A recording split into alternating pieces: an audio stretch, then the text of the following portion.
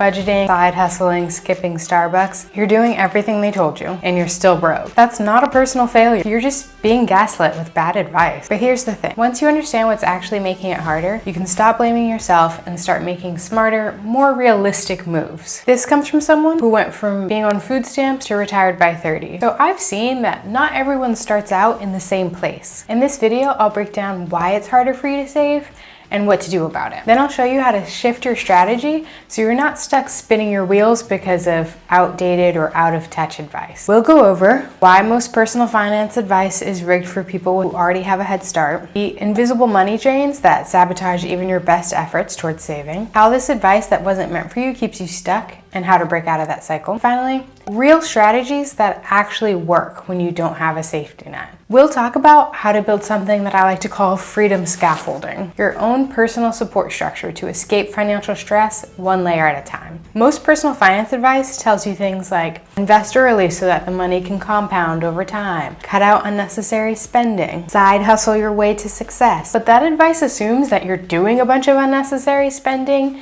you have extra money to invest, or you have free time to spend on more side hustles.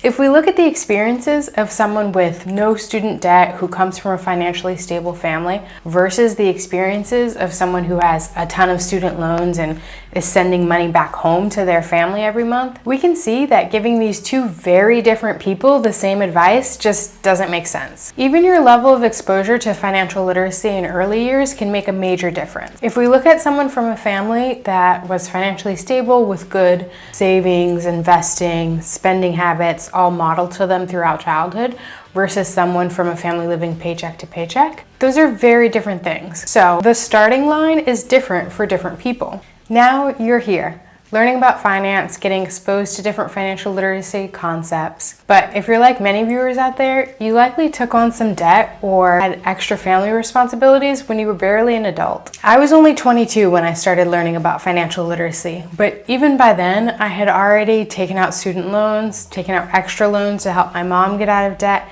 and bought a brand new car as soon as I got my first full-time paycheck, despite how ridiculous I now know that is. Those are all things that I had to work around once I started down the path of financial independence. So let's talk more about that. These invisible money drains that sabotage even your best efforts and make the typical advice you hear even more difficult to implement. We all know that things like student loans are a huge problem, but we don't talk enough about caregiving responsibilities for family members. Lots of people are helping out their mom, dad, siblings, aunts, uncles to pay their bills. There's also healthcare expenses if you have a chronic illness, and just the general fact that being poor is expensive. You're often paying a kind of poor tax where you pay more for items just because you have less money available upfront to pay in a lump sum. For example, your car breaks down and you can't afford to fix it, so you start spending all your money on Ubers to and from work. That's the kind of thing that most finance gurus would call ridiculous, but if you've ever been in that situation, you know that that's really the only option you have. You don't have thousands of dollars to get your car fixed now,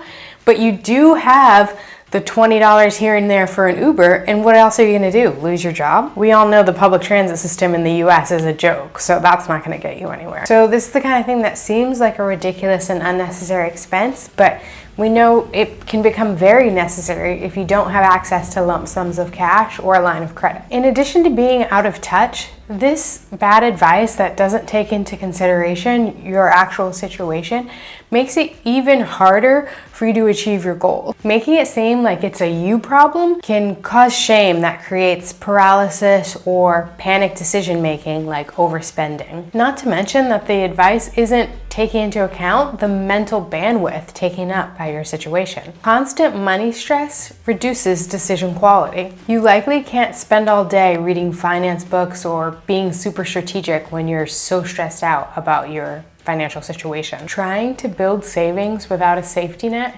is like trying to fill a bathtub with a slow leak that you're not allowed to patch. But we can play this rigged game strategically. There are real strategies that actually work when you don't have a safety net. First thing you need to do is stop comparing yourself to people who are playing by different rules. Understand that it's not your fault, but it is your move. We're refusing to get stuck on this, okay? Step 2 is where the real work begins. We need to break down all these big savings goals into much smaller steps that feel more realistic and achievable, so that we're not getting caught in overwhelm and panic. Identify what your personal biggest barriers are. Stop listening to people who tell you the problem is overspending and start identifying what the actual areas in your life is that make it hard to get ahead and start saving. Is it the cousin that's always asking to hold $20? Is it your unreliable car that constantly needs repair? Make a list of your real barriers and then prepare for those, so the next time one of them comes up, you won't be surprised. You can even ask some of your friends or family members, what are the biggest surprises that have come up for them financially that have set them back? And that way you can start preparing for some of those things. That way you're getting advice from real people who are in a similar financial situation to yours instead of some distant financial guru. That will feel like you're creating a buffer against the unknown that will help reduce overwhelm. We're focusing on resilience over optimization, okay?